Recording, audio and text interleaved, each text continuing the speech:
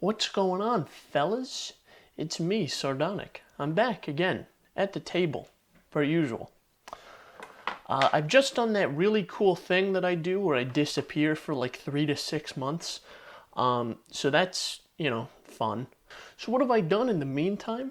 Well, a lot of nothing, but recently, this is big news, I did start a podcast. So I do that. It's a weekly show. I do it with my friend Jordan. It's great. It's called the Synapse Misfire Podcast. And that's that. That's what I did, basically. There will be a link in the description. Go give it a watch. There's been a lot of time and money put into it, so I would hate to see it go unwatched. But recently, I've been kind of doing a bit of planning, right? I'm trying to plan out how I want to do this NAS project that I started so many months ago. After a lot of research and a lot of thinking, my ape brain has come up with 2 conclusions. 1, I could use the original fans and undervolt them to keep it quiet. Now, as I said, ape brain, I don't think I'm going to do that one. That's going to be a pain, and that's going to be a lot of work. 2, I have another option, which I think I'm going to do. But that's not what this video is about. Obviously, right, the thing's got 2, it's a Blade server, it's got 2 little units in it, right? And with 2 little units comes 2 Ethernet connections. I went through the process of running Ethernet through my wall so I could have Ethernet out here, but I only have 1 port. And I'm kind of limited because that's 1 port. My PC is another port. So that means that 2 of the 4 ports on my router are being taken up. They're in use by something. And intermittently, up to 3 or all of the ports are being used. So I decided, what do I need? It's more ports. So that's I bought this. This is a network switch. This has more ports than I could ever feasibly use. This is a Cisco Catalyst 2960 Plus switch. It is a 48-port switch. I bought this for $30. This was $30 shipped to my house. Obviously because it is a very old switch. One small issue, minuscule. I thought this was a gigabit switch. It's not. It's a 100 meg switch, so my connection's going to be throttled significantly. But 100 meg is enough for right now until I can buy a gigabit switch. They're a little bit more. You can find some EOL ones for like 80 to $100, but I just bought this one, so I'm not going to get rid of it. So I guess without further ado, I'm going to plug this in and program it. Now, programming a switch from the ground up, I've literally never done that before. So, this is going to be a learning experience. Now, I have done work on network switches before. I work an IT job. I don't do a ton of networking in my IT job. I do a lot of help desk IT. It's essentially, a lot of it is I'm a professional power cycler. I help very basic things, really.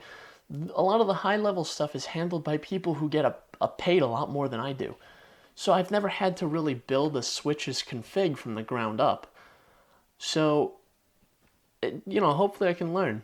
And maybe, just maybe, I can take these skills and apply them somewhere else where I get paid more.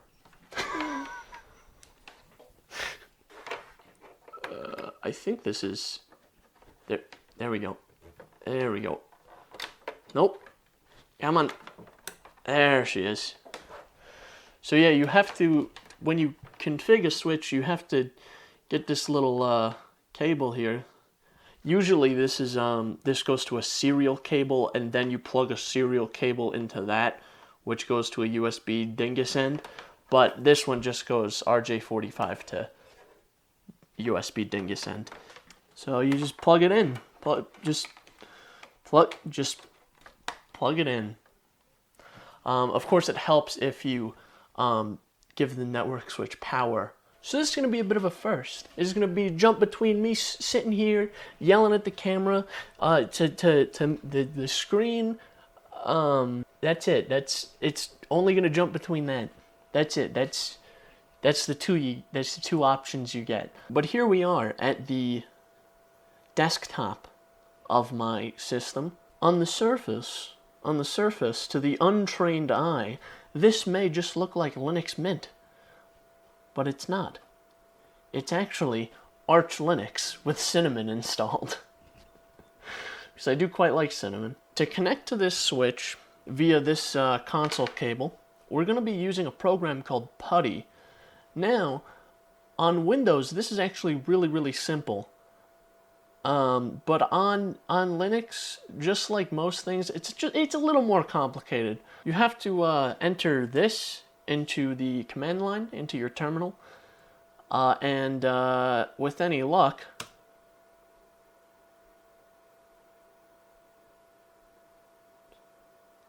something should happen.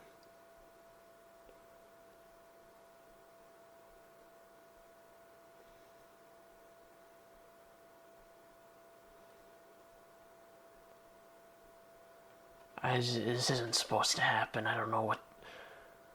Oh no.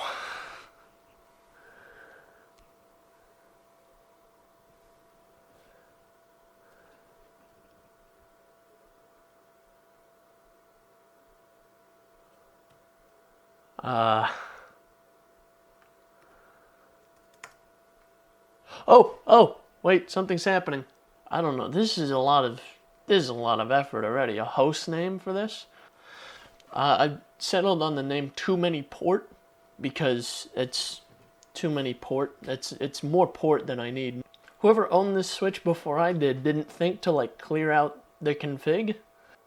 VLAN 2 is POS, assuming point of sales. VLAN 3 is wireless registers. VLAN 41 through 41, 42, 43, 50, 51, 52, 53, 54, 92, 93, 94, 95, 98, 99, and 999. This is where I'm get confused. You know what I mean? Because I've never done this. I've just been following the prompts. I don't know.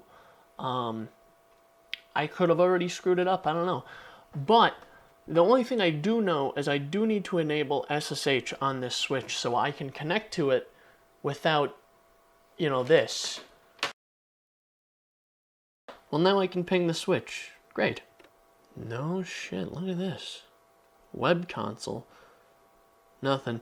These Catalyst switches don't have a web console, so if you're thinking about buying one because they're cheap, you kind of have to know the command line. I bought one without really knowing a lot about the command line, so...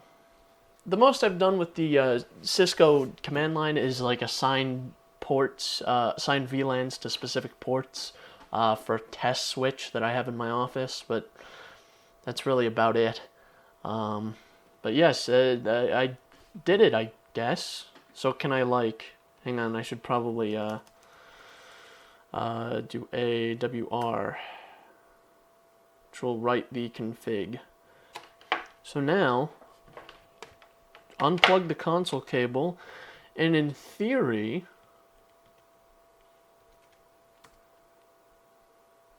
I can only do, it's old at SSH, I can't, fuck. I've got another trick up my sleeve. Telnet, baby. So now, in theory, that should have enabled Telnet. I don't know if that, truth be told, I don't know if that's gonna work. I also don't know the difference between SSH and Telnet. I'm sure one of them's more secure or something. I don't know. Telnet. Beautiful. And there we go. I'm telnetted into the switch. Great. Now here's the real question. Can I run stuff off of it? Is the thing. And that's kind of a whole different story. So let me do a little research, right? I'll save you some of the boring stuff. And I'll get back to you when I have an answer. So, while you guys weren't looking, what I ended up doing was trying to fumble around and configure this switch. What I ended up doing was I deleted all the VLANs, except one. That's the standard VLAN. I can't get rid of that one. I made a new VLAN for myself. I enabled DHCP, or dynamic IP addresses, on that VLAN, and I set all the ports to be on that VLAN, and now it works. To be honest with you, I didn't think it would be that easy. Usually I run into like a lot more resistance with stuff like this, but yeah, I even had time to sit here and make an Ethernet cable because I didn't have one. I had to make one. So, you know, I'm actually genuinely surprised that I didn't run into more issues. So on that absolutely huge note, I guess the video's over. I don't know, like all the ports work. I'm just as surprised as you are, to be honest. But anyway, with that said, the second part of the NAS/server project is coming very soon, now that I have a more solid idea of what I want to do with it.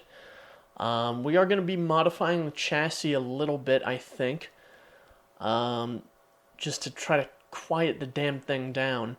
But this was actually just a necessary stepping stone in that project, so think of this as like a part 1.5 kind of thing. With that being said, I guess that's it. That's the real end of the video this time. Leave.